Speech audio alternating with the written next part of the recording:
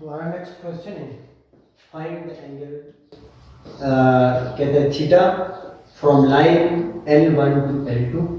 और अब हमें यहाँ पे जो दो लाइंस हैं वो हमें पॉइंट्स की फॉर्म वर्टिसेस की फॉर्म में दी, ठीक है।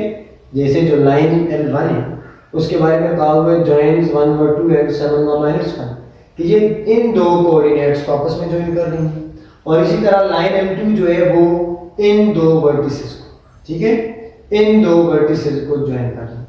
अब हमें यहाँ पे वर्टिसेस दिए हुए लाइंस, हमें किसी भी लाइंस के वो दो पॉइंट जिनसे वो ज्वाइन हो रही है वो वर्टिसेस तो दिए हुए हैं लेकिन स्लोप गिवन नहीं। तो चले हम पहले देखते हैं कि अगर हमें वर्टिसेस गिवन, ठीक है, उनसे स्लोप कैसे फाइंड किए जाते हैं। तो हमारे पास एक फार्मूला है, आपने पढ़ा होगा, हमारे पास एक 2 पॉइंट फॉर्म का फार्मूला है is m इक्वल टू। अच्छा एक जरूरी बात यहाँ पे जब हम L1 का स्लोप फाइंड करेंगे तो L1 का स्लोप फाइंड करने के दौरान पहले वर्टिसेस ये x1 व y1 के होंगे, ठीक है, मैं ऊपर छोटा सा करके लिख रहा हूँ ये रफ है। और जो दूसरे वर्टिसेस हैं ये x2 व y2 के, ठीक है। और इसके स्लोप को मैं खुद से m1 का नाम दे रहा हूँ। तो फार्मूला है m1 equal to y2 minus y1 divided by x2 minus x1। m1 equals to, अब यहाँ पे y2 माइनस 1 है तो माइनस 1 माइनस, और y1 क्या है जी, y1 2 है तो y1 की जगह पे 2 डिवाइडेड बाय x2, और x2 7 है 7 माइनस x1 क्या है, x1 1 है तो 1 लिखा, minus 1 minus 2 minus 3 divided by 7 minus 1 equal to 6। और इन्हें कट करें तो ये बनता है m1 equal to minus 1 divided by, that is the slope of line L1 which joins the vertices 1 by 2 and 7 by -1। अब हम आगे प्रोसीड करेंगे, ठीक है। अब हम L2 का भी स्लोप फाइंड करेंगे। Now for slope of L2, अब जब L2 का स्लोप फाइंड करेंगे तो फिर ये जो हमने शुरू में जो पॉइंट्स लिए थे ये आप खत्म करें और फिर इन्हें वही नाम दे जो आपने ऊपर दिए थे।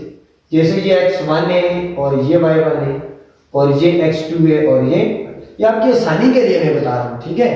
वरना इनको हम नाम x1 y1 x2 y2 x3 y3 x4 y4 भी दे सकते हैं, लेकिन फिर उससे आप कंफ्यूज होंगे। आपकी आसानी के लिए पहले खत्म किए और अब ये दूसरे जो हमारे L2 के जो वर्टिसेस हैं इनको भी एग्जैक्टली वही नाम दिए और सेम मेथड इसके स्लोप को m2 का नाम दिया, ठीक है। अब मैं यहाँ से जस्ट सिंपलीफाई करता हूँ, देखते रहे m2 equal to y2 minus y1 divided by x2 minus x1। यहाँ पे y2 की वैल्यू 6 माइनस y1 की वैल्यू 2 डिवाइडेड बाय x2 की वैल्यू 5 माइनस और x1 की वैल्यू 3। तो 6 माइनस 2 equal to 4 and 5 minus 3 equal to 2। Cut करें तो m2 इक्वल टू 2 है। यानी हम कह सकते हैं कि जो L2 का जो स्लोप बना वो है 2 बना।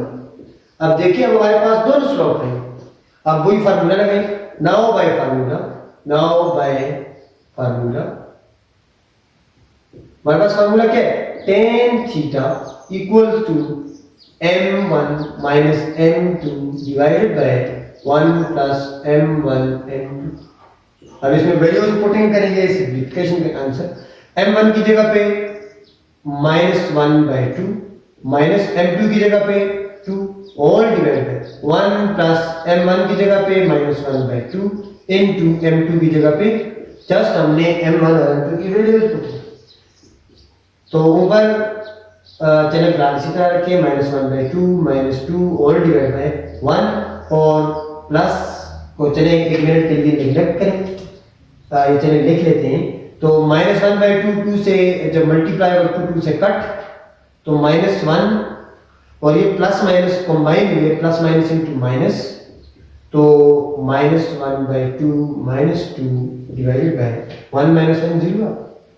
देखें टेन थीटा जो है, टेन थीटा वो हल करने से डिनोमिनेटर में जीरो आ गया। और आपको पता है कि whenever we get zero in denominator this is infinity, ये तो इंफिनिटी बना, ठीक है।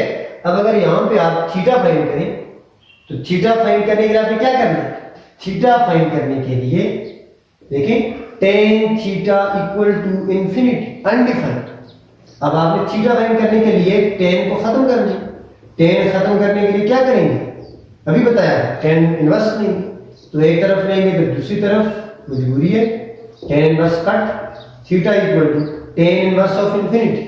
और आपको पता है कि टेन इनवर्स ऑफ इंफिनिटी कहाँ पे आता है, आपको बताओ टेन आप बल्कि आपको पता है, बल्कि आपके साइंटिफिक कैलकुलेटर में फीड बेशक करें, direct as it is feed करें, ऊपर आप कोई भी नंबर लिख के नीचे जीरो लिखते हैं तो वो इंफिनिटी बना देगा, इंफिनिटी की सिंबल भी शामिल होती है।